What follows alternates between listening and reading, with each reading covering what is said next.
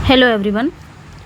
आज हम कुछ ऐसे टॉपिक्स पढ़ने वाले हैं वर्ब्स में हम सभी जानते हैं कि वर्ब जो है वर्ब कितने प्रकार के होते हैं। वर्ब में जैसे मेन वर्ब हो गए, इन्फिनेटिव वर्ब हो गए, आपके लिंकिंग वर्ब हो गए, ये सारे क्या हैं आपके वर्ब हैं। और उसी में एक वर्ब है, एक और टॉपिक है वर्ब का ट्रांसिटिव वर्ब।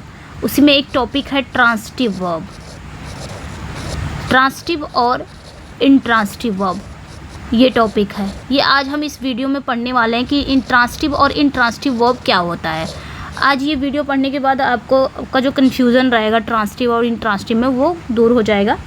सबसे पहले जानेंगे हम ट्रांसिटिव वर्ब क्या होता है। A transitive verb is a verb, मतलब वो वर्ब होते हैं that needs a direct object to complete its meaning. मतलब ट्रांसिटिव वर्ब क्या होते हैं, वो वर्ब होते हैं जिन्हें एक डायरेक्ट ऑब्जेक्ट की ज़रूरत होती है ताकि वो अपनी मीनिंग को कंप्लीट कर सके। जैसे मैंने एग्जांपल के तौर पे जैसे फॉर एग्जांपल हम समझेंगे। मैंने कहा ही रीड्स, मैंने कहा वह पढ़ता है, ही रीड्स। आपने तुरंत पूछ लिया क्या पढ़ता है। आपने किससे क्वेश्चन कर लिया, व्हाट से क्वेश्चन कर लिया कि क्या पढ़ता है। तो यहाँ पे ये जो रीड है ना वह पढ़ता है, अभी ये इनकम्प्लीट मीनिंग दे रहा है क्योंकि आपके तुरंत क्वेश्चन उठ रहा है कि क्या पढ़ता है। इसका मतलब ये जो रीड है, ये जो एक्शन कर रहा है, ये इनकम्प्लीट है। इसको एक वर्ड की ज़रूरत है। यहाँ पे एक वर्ड यूज़ होगा और वो जो वर्ड होगा वो क्या होगा, ऑब्जेक्ट होगा। क्या होगा, ऑब्जेक्ट होगा। तो एक वर्ड की ज़रूरत है, वह पढ़ता है, अब ताकि इस सेंटेंस को कंप्लीट कर सके। तो यहाँ पे क्या आ जाएगा, मैंने कहा वह पढ़ता, आपने कहा क्या पढ़ता। तो क्या का जवाब जब मिल गया कि he reads a book, he reads a book. अब ये सेंटेंस को जो हो गया ये कंप्लीट सेंटेंस हो गया कि ही रीड्स अ बुक। इस क्या का जवाब, आपने पूछा क्या पढ़ता, मैंने कहा एक किताब पढ़ता है। इस क्या का जवाब पूरा कंप्लीट मीनिंग दे दिया कि वह एक किताब पढ़ता है। अब ये जो वर्ब है इसकी जो एक्शन हुई है, एक ऑब्जेक्ट की ज़रूरत है और ऑब्जेक्ट मैंने लगा दिया तो ये कंप्लीट मीनिंग दे रहा है। तो इसी को कहते हैं ट्रांसिटिव वर्ब। ओके, ये हमारा रीड क्या हो गया, एक ट्रांसिटिव वर्ब हो गया। ट्रांसिटिव वर्ब जो होते हैं उसको एक ऑब्जेक्ट की ज़रूरत होती है। और कौन से ऑब्जेक्ट की, डायरेक्ट ऑब्जेक्ट की। ये भी नहीं, जैसे मैंने लिखा ही राइट्स अ लेटर। जैसे मैंने कहा he call to me, he calls to me, वह बुलाती है। मैंने कहा वह बुलाती है, किसे बुलाती है, मुझे बुलाती है। तो यहाँ पे आपको किससे जवाब होगा, वह बुलाती है। मैंने इतना कट कर दिया, आपने इतना कह रही हो कि वह बुलाती है, आपने तुरंत पूछा किसे बुलाती है। तो यहाँ पे किसका आंसर आ जाए, किसका क्वेश्चन आपका उठ रहा है, होम से। तो होम से किसे बुलाती है, मुझे बुलाती है। अब ये जो कॉल है ना ये इनकम्प्लीट है। मैंने पूछा किसे बुलाती है, आपने कहा मुझे बुलाती है। तो यहाँ पे मैंने मी जोड़ दिया। तो ये जो कॉल हो गया ना ये आपका क्या हो गया, ट्रांसिटिव वर्ब हो गया। ये जो रीड है ये आपका क्या हो गया, ट्रांसिटिव वर्ब हो गया। तो इसको एक ऑब्जेक्ट की ज़रूरत है। वो कौन सा ऑब्जेक्ट है, प्रेपोजिशन वाला ऑब्जेक्ट नहीं।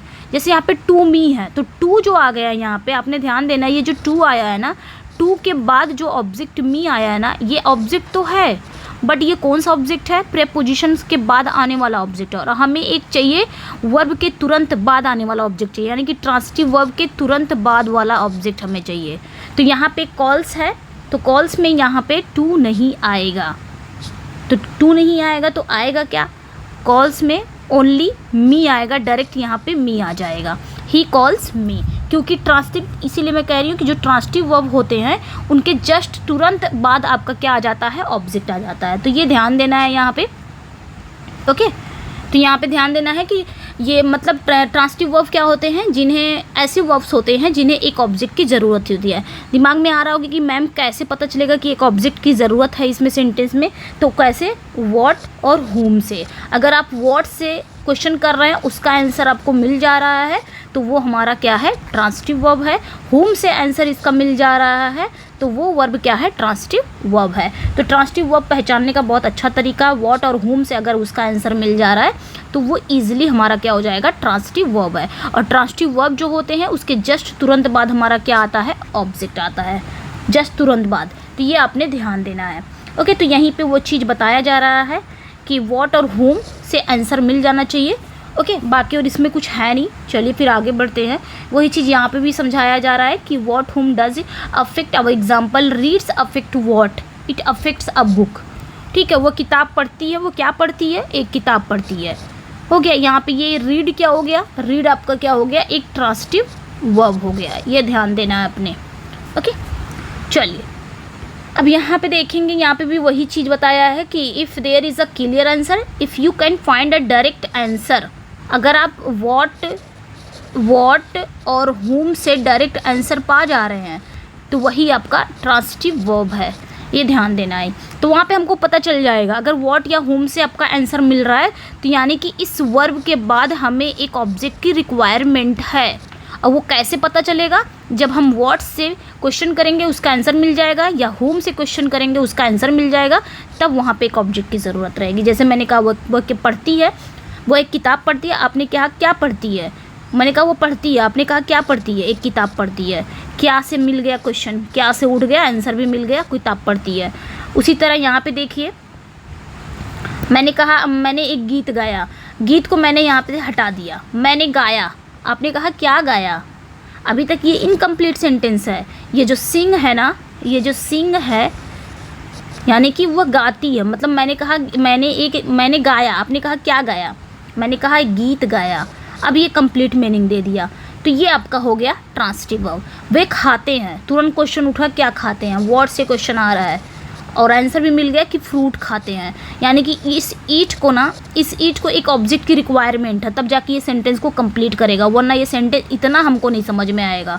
वे खाते हैं, आपके दिमाग में तुरंत क्वेश्चन उड़ जाएगा क्या खाते हैं, तो क्या से आंसर मिल गया कि फ्रूट खाते हैं। फ्रूट को मैंने जोड़ दिया, इस ईट को एक ऑब्जेक्ट की ज़रूरत पड़ गई, तो ये हो गया transitive verb.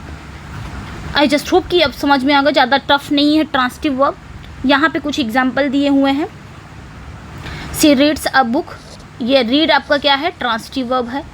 Rights a letter, transitive verb है, ये आपका ट्रांसिटिव वर्ब है, ये भी आपका ट्रांसिटिव वर्ब है। दे ईट, वे खाते हैं, मैंने कहा वे खाते हैं, आपने कहा क्या खाते हैं, पिज्ज़ा खाते हैं। इस ईट को एक ज़रूरत पड़ गई, ट्रांसिटिव वर्ब है। देखो डायरेक्ट आया हुआ है, a book, a letter, pizza, इसमें कहीं डायरेक्ट मतलब प्रेपोजिशन नहीं आना चाहिए, डायरेक्ट वर्ब के बाद तुरंत ऑब्जेक्ट आना चाहिए। तो ट्रांसिटिव वर्ब जो होते हैं ना, ट्रांसिटिव वर्ब जो होते हैं वो अपने तुरंत बाद डायरेक्ट ऑब्जेक्ट लेते हैं, अपने तुरंत बाद ऑब्जेक्ट लेते हैं। ये बताइए, ये आपने याद रखना है। जैसे यहाँ पे देखिए, सी रीड्स अ बुक, तुरंत ले लिया उसने object. She writes a letter, तुरंत ऑब्जेक्ट ले लिया। दे ईट पिज्ज़ा, तुरंत ले लिया। सी पेंट्स अ पिक्चर, तुरंत यहाँ पे ले लिया। सी किक्स द बॉल, यानी कि ये जो वर्ब होते हैं इनके तुरंत बाद ऑब्जेक्ट आना चाहिए ट्रांसिटिव वर्ब, बीच में प्रेपोजिशन वगैरह नहीं आनी चाहिए। प्रेपोजिशन आ गया तो समझ लीजिए कि वो प्रेपोजिशन का ऑब्जेक्ट है और हमें एक वर्ब का ऑब्जेक्ट चाहिए। तो ये हो गए आपके ट्रांसिटिव वर्ब। अब यहाँ पे कुछ ट्रांसिटिव वर्ब दिए गए हैं, आप इसको पढ़ सकते हैं, रीड कर सकते हैं। रीड भी आपका ट्रांसिटिव वर्ब है। सी रीड्स अ नॉवेल, मतलब सी रीड्स वो पढ़ता है। आपने तुरंत पूछा क्या पढ़ता है, मैंने कहा वो प्रत्येक एवरी वीक पढ़ता है। आपने कहा क्या पढ़ता है, क्वेश्चन उठ गया वर्ड से, तो वर्ड से क्वेश्चन उठ गया, तो यहाँ पे मैंने कहा एक नॉवेल पढ़ता है भाई। यहाँ पे ये ट्रांसिटिव वर्ब हो गया। राइट भी आपका ट्रांसिटिव वर्ब हो गया। यहाँ पे कुछ मैंने एग्जांपल दिए हुए हैं, आप इसको याद कर सकते हैं। याद क्या करना है, आप रट्टा नहीं मार सकते। कैसे पहचानेंगे कि ट्रांसिटिव वर्ब है, सिंपली व्हाट और whom से आप आंसर निकाल लीजिए। अगर आंसर मिल जा रहा है तो समझ लो ट्रांसिटिव वर्ब है। मैंने कहा अच्छा, मैं यहाँ पे समझाती हूँ। जैसे वह पढ़ता है, मैंने कहा थोड़ा सा समझेंगे यहाँ पे, अभी समझ में आ जाएगा। ही रीड्स, मैंने कहा वो पढ़ता है। आपने कहा क्या पढ़ता है, क्वेश्चन आया ना, क्या से क्वेश्चन उठा, मैंने कहा एक किताब पढ़ता है। इसका आंसर भी मिल गया, किताब पढ़ता है, यानी कि रीड्स हमारा क्या हो गया, ट्रांसिटिव वर्ब हो गया। हम ऐसे पहचान सकते हैं, रट्टा मारने की ज़रूरत ही नहीं है। और इन ट्रांसिटिव वर्ब क्या होते हैं, मैंने कहा ही डांसेस, वह नाचता है। ठीक है, मैंने कहा वह नाचता है। क्या यहाँ से क्वेश्चन उठ रहे हैं, मैंने आपसे कहा वह नाचता है, क्या आपके दिमाग में कुछ आ रहा है क्वेश्चन, व्हाट या whom से क्वेश्चन आ रहे हैं, नहीं। यहाँ पे तो कंप्लीट मीनिंग दे रहा है। इसके आगे क्या कोई ऑब्जेक्ट की ज़रूरत है इसको कंप्लीट मीनिंग देने के लिए, आपके दिमाग में कोई व्हाट या whom नहीं आ रहा है।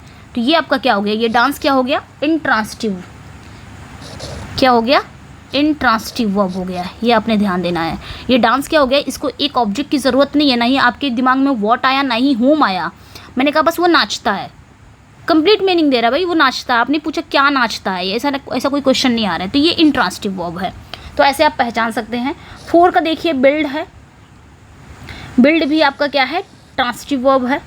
उसी तरह कुक देखिए, कुक भी आपका क्या है, ट्रांसिटिव वर्ब है। उसी तरह पेंट है आपका ट्रांसिटिव। आगे मैंने यहाँ पे एग्जांपल भी दे रखे हैं, आप देख लीजिएगा। किक भी आपका ट्रांसिटिव वर्ब है, मैं यहाँ पे सब लगाती चली जा रही हूँ। उसी तरह यहाँ पे देखिए 8 का थ्रो भी क्या है आपका, ट्रांसिटिव वर्ब है। ओपन भी आपका ट्रांसिटिव वर्ब है। क्लोज भी आपका क्या है, ट्रांसिटिव वर्ब है, सब ट्रांसिटिव वर्ब है। प्ले भी आपका ट्रांसिटिव वर्ब है। दे प्लेड, वे खेले, क्या खेले, अ थ्रिलिंग गेम ऑफ चेस। ठीक है, तो ये आपका इसका ऑब्जेक्ट आ गया।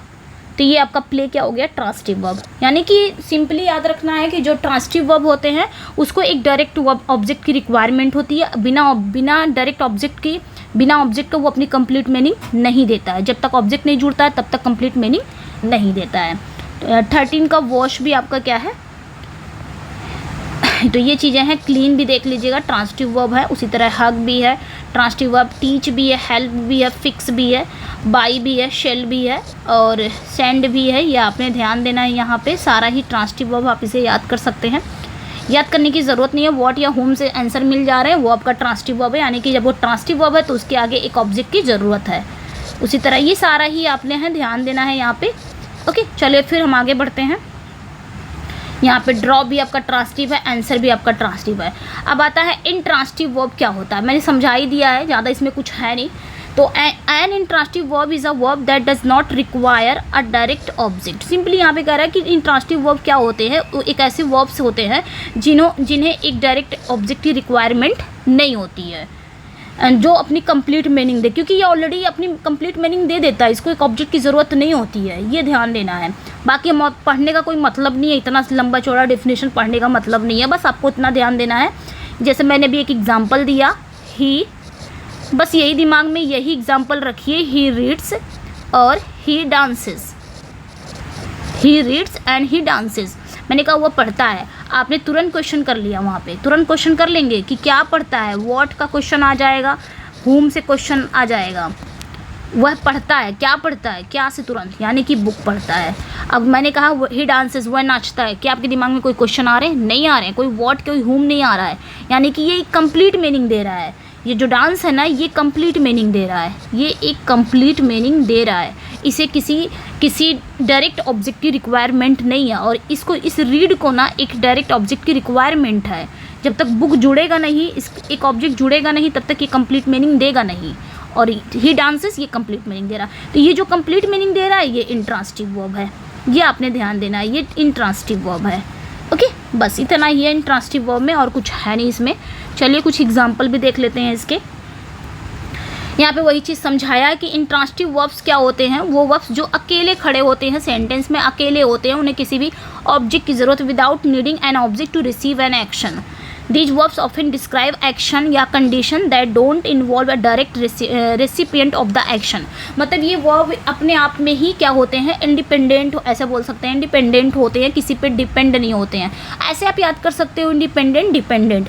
तो जो ट्रांसिटिव वर्ब है वो डिपेंडेंट होता है ऑब्जेक्ट पे, उसको एक डायरेक्ट ऑब्जेक्ट की ज़रूरत होती है, रिक्वायर होती है, और इंट्रांसिटिव जो होता है उसको नहीं ज़रूरत होती है, बस। ओके, चलिए यहाँ पे कुछ दिया हुआ है, आप देख सकते हैं, यहाँ पे कुछ एग्जांपल है। सी स्लीप्स, वह सोती है, मैंने कहा वह सोती है। क्या आपके दिमाग में कुछ आ रहा है क्वेश्चन, व्हाट या whom आ रहा है, नहीं आ रहा है। स्लीप ऑलरेडी अपने आप में कंप्लीट मीनिंग दे दिया, वह सोती है, बस। तो इन दिस सेंटेंस स्लीप्स क्या है, एक इंट्रांसिटिव वर्ब है, because it describe the action of sleeping. ये क्या डिस्क्राइब कर रहा है, स्लीपिंग के एक्शन को दिखा रहा है, बस। But there is no direct object, लेकिन इसके एक डायरेक्ट ऑब्जेक्ट की ज़रूरत नहीं है। ये चीज़ें डायरेक्ट क्यों कहा जा रहा है, क्योंकि इसके जस्ट डायरेक्ट ऑब्जेक्ट नहीं है। ट्रांसिटिव वर्ब में क्या हमको ध्यान देना है कि ट्रांसिटिव वर्ब के बाद तुरंत डायरेक्ट ऑब्जेक्ट आना चाहिए, यानी कि डायरेक्ट ऑब्जेक्ट आना चाहिए। जैसे मैंने कहा, ही एडवाइजेज मी, ही एडवाइजेज मी, उसने मुझे एडवाइस दिया, सलाह दिया। तो एडवाइस यहाँ पे क्या हो गया, एडवाइस यहाँ पे ट्रांसिटिव वर्ब हो गया। देखिए तुरंत इसके बाद ऑब्जेक्ट आया है। अब यहाँ भी मैंने टू लगा दिया तो ये गलत हो जाएगा, क्योंकि ये ट्रांसिटिव वर्ब है, और ट्रांसिटिव वर्ब के बाद जस्ट तुरंत बाद क्या आना चाहिए, ऑब्जेक्ट आना चाहिए। तो यहाँ पे टू गलत हो जाएगा। तो ये होता है डायरेक्ट ऑब्जेक्ट। ओके, और इंट्रांसिटिव में डायरेक्ट ऑब्जेक्ट नहीं आता है। इंट्रांसिटिव में क्या होता है कि प्रेपोजिशन के बाद ऑब्जेक्ट आ जाएंगे, वर्ब के बाद आपका प्रेपोजिशन आ जाएगा, तो ऐसे आपको ध्यान देना है। तो ये कुछ एग्जाम्पल हैं। दूसरा क्या है, दे लव्ड, 1 मिनट, देखिए स्लीप क्या है, इंट्रांसिटिव वर्ब है, ये ध्यान देना है आपको, इंट्रांसिटिव वर्ब है। उसी तरह दे लव्ड, लव क्या है, इंट्रांसिटिव वर्ब है, ये आपने ध्यान देना है, इंट्रांसिटिव वर्ब है लव भी। वे हंसे, इसमें भी इंट्रांसिटिव है। उसी तरह तीसरा देखिए फ्लावर्स ब्लूम्ड, ये भी इंट्रांसिटिव है। अरे भाई फूल खिले, फूल खिले तो अपने आप में पूरा मीनिंग दे रहा है, आपका कोई कहीं भी क्वेश्चन नहीं उठ रहा है। उसी तरह तीसरा देखिए अराइव्ड, अराइव भी आपका इंट्रांसिटिव वर्ब है। वे पहुंच गए, वे पहुंचे, कंप्लीट मीनिंग दे रहा है। अब यहाँ पे क्वेश्चन अगर उठेगा तो वेयर का उठेगा, व्हाट या होम से क्वेश्चन नहीं उठता। सन रोज, सूरज निकला, कंप्लीट मीनिंग दे रहा है। सूरज रोज क्या है, एक इंट्रांसिटिव वर्ब है क्योंकि ये डिस्क्राइब कर रहा है एक्शन को, राइजिंग के एक्शन को दिखा रहा है। दे डांस, देखिए आ गया एग्जाम्पल, दे डांस, ये आपका इंट्रांसिटिव वर्ब है। तो ये थे हमारे इंट्रांसिटिव और transitive verb. I just hope कि समझ में आ गया होगा। तो अपना फीडबैक ज़रूर दीजिएगा, ये भी बताइएगा कि आपको ट्रांसिटिव और इंट्रांसिटिव समझ में आया या नहीं आया। सिंपली आपको बस कुछ नहीं देखना है, ये सारा डिफिनेशन सब हटा दो, बस एक ही चीज़ याद रखिए कि जिस वर्ब को एक ऑब्जेक्ट की ज़रूरत रहेगी वो हमारा ट्रांसिटिव है। जिस ऑब्जेक्ट जो वर्ब अपना कंप्लीट मीनिंग दे रहा हो उसको किसी भी डायरेक्ट ऑब्जेक्ट की ज़रूरत नहीं है, वो इंट्रांसिटिव वर्ब है। और ट्रांसिटिव वर्ब जिसको डायरेक्ट ऑब्जेक्ट की ज़रूरत है वो ट्रांसिटिव वर्ब है। कैसे पहचानेंगे मैम, व्हाट और होम से हम इसको पहचान सकेंगे। व्हाट और होम से इसका आंसर मिल गया, समझ लीजिए वो आपका ट्रांसिटिव वर्ब है। तो स्टूडेंट्स ये थे ट्रांसिटिव और इंट्रांसिटिव, आपको कैसे लगे अपना फीडबैक ज़रूर दीजिएगा। और आपको समझ में आया या नहीं आया, तो ये सारे जितना भी मैंने डिफिनेशन इतना लंबा चौड़ा रख दिया है, इस पर घबराइएगा नहीं, बस सिंपली उतना याद रखिए जो मैं अभी बोल रही हूँ। चलिए फिर मिलते हैं नेक्स्ट वीडियो में। Thank you for watching, thank you.